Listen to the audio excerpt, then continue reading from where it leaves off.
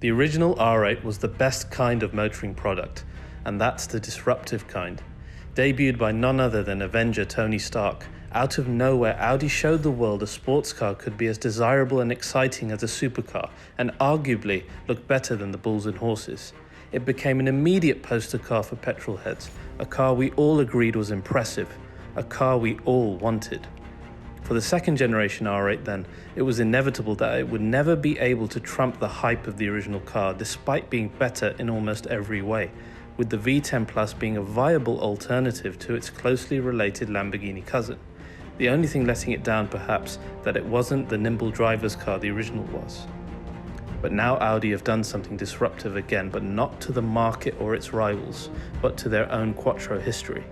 They've built a rear-wheel drive sports car. And you know what? It's rather good.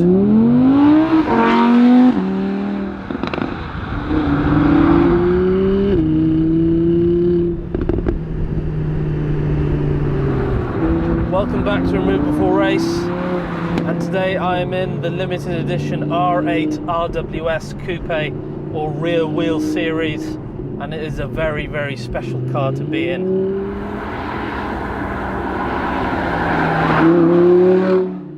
This is Audi's first rear-wheel drive car in any relevant history, and that makes it a complete breakaway from their heritage of Quattro in every single Audi Sport car. And it's done in their flagship R8, so clearly this is no half-hearted attempt at doing a rear-wheel drive car. Now it is a limited edition, as you can see. As soon as you get in the car on the dash, there are only 999 in the world between the coupes and the spiders that will be built. So it's a lighter weight, more driver-focused car. So they could have gone along the route of, say, BMW with the M4 CS and slapped a 20 to 30 grand premium, but they didn't. This is actually the cheapest R8 that you can buy at the moment. So big respect to Audi for doing that. So what is the RWS? Obviously it's rear-wheel drive, which means that the Quattro system has been removed, and the effect of that is great weight saving, because what you end up with is a car that's had its front drive shaft removed, central differential and prop shaft all replaced with a more rigid front roll bar, thus saving weight in the RWS of 50 kg. And when you are increasing speed rapidly, 50 kg makes a huge amount of difference. Not only that, but when you remove a system like the Quattro system, which is bringing so much torque to the front end out of the front wheels, you get much better and more precise steering with more feedback. And that's what you get in the RWS. Suddenly, it's a transformed car compared to the other R8. The engine is still that demonic V10 naturally aspirated unit shared with the Lamborghini Huracan, and it's as blistering in this car. This version of the engine produces 533 brake. I've had the R8 Spider in its V10 form, and this feels no slower than that. Yes, maybe if you drive it up against the V10 Plus back to back, you'll feel a difference. But this car adds an X factor that we're going to discuss that the V10 Plus doesn't have. This engine is one of the legendary engine units now. It sounds phenomenal. It sounds better than a 488 GTB. It sounds as good as anything AMG's pumping out these days. It's naturally aspirated. It's also in a host of Lamborghini Huracans. For the sound junkie like me, it's just, oh, so nice. It's got so much character to it.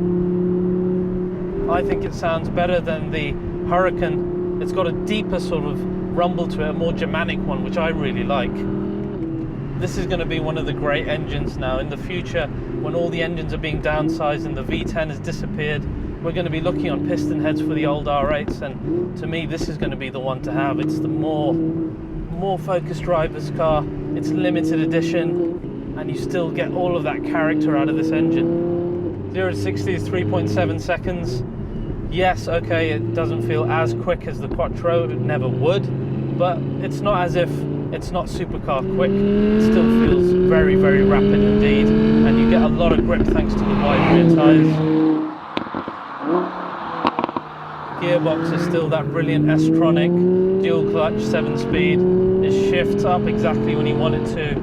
It's a gearbox that you can really, really rely on and make the most out of. So how have all these little changes made this more of a driver's car? Well, the most significant thing for me is the steering. Whereas previously, due to the Quattro system, you had all this fade coming out of the front end. You weren't sure where the wheels were. That's just not the case with the RWS. And it's not doing the work for you like the previous Quattro was either. So you have to be more precise with your steering inputs, but you also get more feedback through the wheel. And you know exactly where that front end is, where the edges of the wheels are. And that's a great feeling for a driver to have. To me, it's almost regained that light and nimble feel of the original R8, something that was lacking out of this second generation car. No longer do you feel that the car is doing everything for you and you're just a hero. You have to be more precise with this car. You have to know where you're turning. You have to be careful with the throttle inputs. Yes, it's a little more scary, but that's what was missing. It was that X factor of a little bit of fear that was missing in the R8, and you get it in this car. Using it daily, it feels very much like the Quattro car. You get a lot of grip out of it thanks to the wide rear tires, and generally it doesn't feel too different. And I think that was a conscious effort by the Audi engineers to maintain that character of the normal R8 in this, because that's something that their customers who are so used to Quattro would be expecting, and you get that in this. But it's nice then that you have the choice of having that feeling or driving more dynamically and having the feeling of a rear-wheel drive car. The suspension is great for dynamic driving on smooth roads like these. There is only one suspension setting in this, but having experienced some more bumpy A and B roads, it is quite skittish, but look, you have to give something to get something, and with drivers' cars especially, you have to accept when they're a little harsher on the road, but it's certainly not distracting when the road is of average quality. And when you're driving fast and in anger, it's brilliant. It really works well. You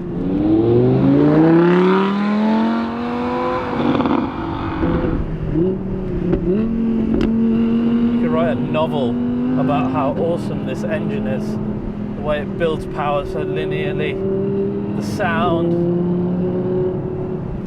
And when you think this car is just starting at 112,000 as the cheapest R8, I can't think of anything that's going to give you this much drama at that price point and be a limited edition car.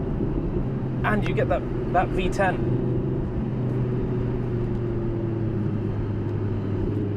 Enjoy these cars while you can. Seriously, guys, we're in that absolute prime of the supercar's life at the moment, and unfortunately it's pretty much going to go downhill from here, especially as far as non-hybrid natural engines go. Now, the design choices were a bit interesting with this car. Unless you get the decals, which this car doesn't have, this Negoro blue car, then you can't really tell that it's a special edition RWS. The most obvious bit is the one of 999 inside the interior, and on the outside you've got all the Quattro badges replaced by Audi Sport now, and you've got black trims on the grills, you've got the side blade in two tones, so part of it's body colour, part of it's black, but there's nothing really that screams out to say, hey, I am the R8 RWS. And I think that's kind of cool, because it's like more of a sleeper, and it's for the guy who knows that he's bought a car to be a better driver's car than to partake in some kind of measuring contest. And I really respect that. The interior is still brilliant, as with the standard R8, nothing different in the RWS. It's still got that absolutely brilliant driver zone, the digital driver zone that I love here. It's one of the first ones that I think was really done properly. I didn't like the early Mercedes ones. Now AMG are doing amazing ones, but this was the original, and it's still brilliant in terms of the information that you can customize here. And the MMI system, once you get your head around its logic, pretty easy to use as well, I think. The build quality here in the interior is just mega. It's such a highlight of any Audi, but especially the R8, because you really want it to be high level in a supercar like this, and it is. It's every bit as special as you want it to be. I love the steering wheel. It's one of the best. It is a little bit thin. I prefer the Alcantara version to this perforated leather, but it's a great flat bottom steering wheel. It's small in diameter, and one thing I really like, and now other manufacturers are following suit on this, is having the drive select and the start button here. It's a little thing, but it adds such a lot of drama to the front part of the driver zone, and it really emphasizes that you're driving something special, something which is supercar-like. And you'll see stuff like this now coming into the AMG GT 4-door. You'll even see in the Giulia Quadrifoglio, they've got the start button like the Ferrari cars. I think it's a really cool touch. As you can see, it's not lost any of its luxuries being a driver car. There's no cardboard door cards. The air conditioning is still intact. The MMI system is exactly the same. It's just like the normal R8. So really, in conclusion, I think this is the R8 to have. The original car, the first one, it was more nimble, it was more of a driver's car. This harkens back a bit more to that car, and it's what was missing out of the new generation car in its Quattro version. When you're driving it daily, it feels like the Quattro car, but when you want to drive it more dynamically, when you really want to know where the front end is, now it's communicating that to you, and it just transforms the car. Some people say because it's no longer a Quattro, it's not as much of an all-weather car. Yes, that's true, but let's get real here for a second, guys. When you have supercars, are you really looking for all-weather? Let's look at the cars that we really pine for, the ones that we're intimidated by, but the ones that are the poster cars, stuff like the GT2 RS Widowmaker, the 488 GTB, the AMG GTR. These are all rear-wheel drive supercars that, if you're not paying attention, might just end up killing you. Now, while the RWS isn't on the level or the price point of that, it's not a point that we should then hold against a car like this, because in my opinion, that little bit of fear that you have of a car adds to the driving experience. It adds to that X factor. Yes, it's a sadistic thing, but for us car nuts, to know that you have to respect a car a little bit and that it's not doing all the work for you makes all the difference to the driving experience and to your perception of the car, even when you're done driving. Now, the term rear wheel series, I hope it's not just a marketing term. I hope that there is more in this series.